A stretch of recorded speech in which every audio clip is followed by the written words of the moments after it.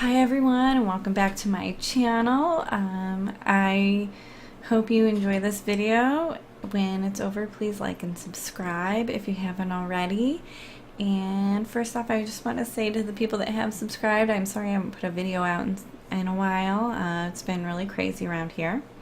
Today I just want to talk real quick, hopefully, about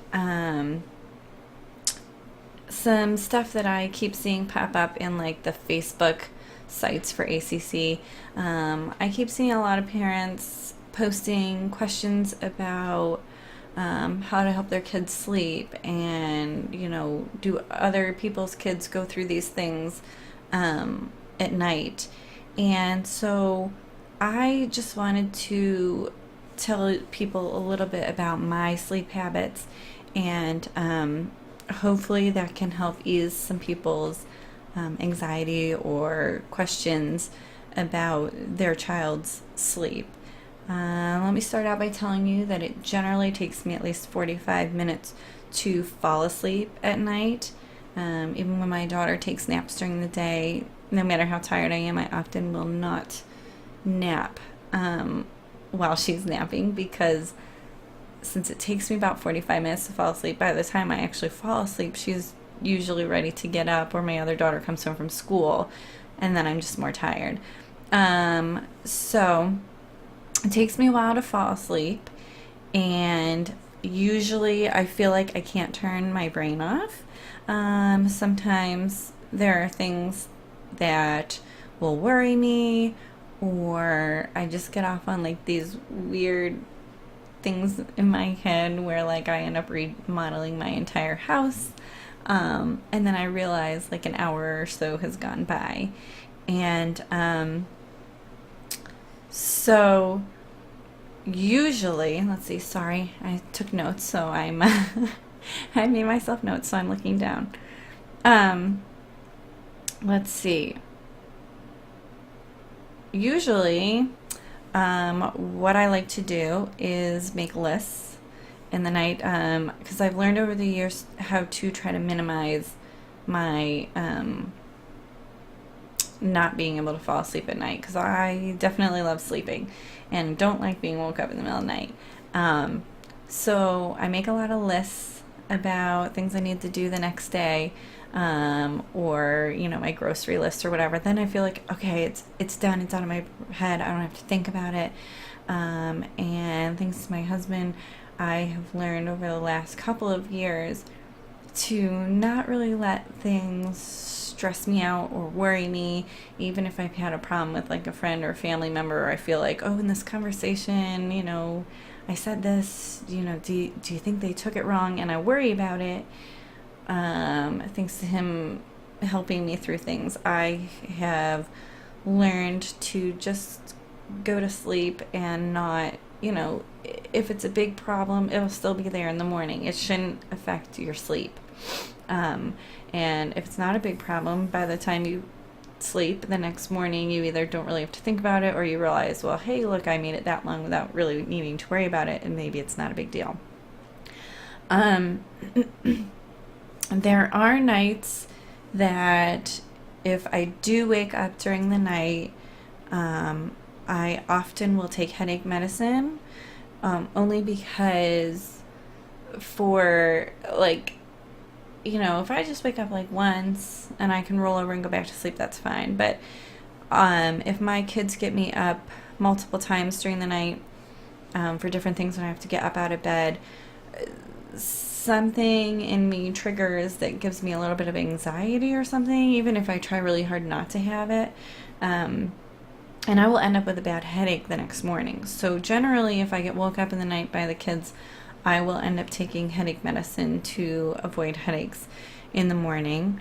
And every once in a while, I will have a night, it probably happens to me maybe once a year, I will have a night where I will wake up in the night for an hour, and then I fall asleep for an hour, and then I'll wake up for an hour and fall asleep for an hour, and that happens to me the whole night through. And it's happened to me enough times that I have just learned that it's going to happen the whole night long, and it never happens more than that one night in a row. So I just kind of, deal with it, and I'll let my husband know the next morning, I'm really tired, this happened to me, and then we just get on with our day. Another thing is that lights and noises really bother me a lot while we're sleeping, especially a noise that is constant, because then I almost obsess about it, and I feel like I can't get it out of my head. And lights will bother me also. I also want to let you know that when I was little, I don't know how old I was, maybe elementary school, I knew then that I was having hard times falling asleep, but to me that was a normal thing, and I wasn't waking up like horribly tired, so it didn't affect me. But I noticed one night I was thinking about horses, and I imagined myself riding through fields, and I fell asleep really fast, and fast enough that I noticed the next morning how well I slept, and that I slept through the whole night. So over the years, I often would continue to use that scenario to help myself fall asleep if I noticed that I was having trouble.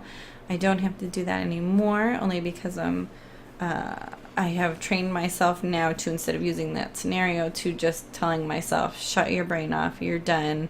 Or I'll write a list, and then I'll say, okay, you wrote your list, your brain is done, go to sleep. And I wanted to do this video because recently the sleep issues have come to my attention more with all the posts about them, and I honestly never realized that my sleep was not normal. Even though when I said that to my husband, he said, well, your sleep is not normal. But to me it was. And so when we moved into a new house in the country, it's been different because it's a lot quieter, and it doesn't have lights coming in from the neighbors' houses, which helps. I do use blackout curtains. One thing that was major anxiety for me when we first moved in was that our kids share a room now for a while, which they didn't at the other house. And my other daughter with PACC often talks out loud in the middle of the night, and it would keep me up all night because I thought she was keeping my other kid up all night. And then I asked my older daughter, and she said, oh no, half the time she doesn't even hear her. So that has helped me to lower my anxiety and to have a better time sleeping. So that's it, I guess. Sorry, it's not as quick of a tidbit as I would have liked it to have been, but I hope this helps some of you out there to realize, sleeping, there can be a little bit of problems, but it doesn't mean that person's not going to have a good night's sleep or be able to deal with it as they get older. And hopefully in an upcoming video, I want to talk about my daughter with PACC's sleep issues, and I want to touch on another video about headaches in people with ACC.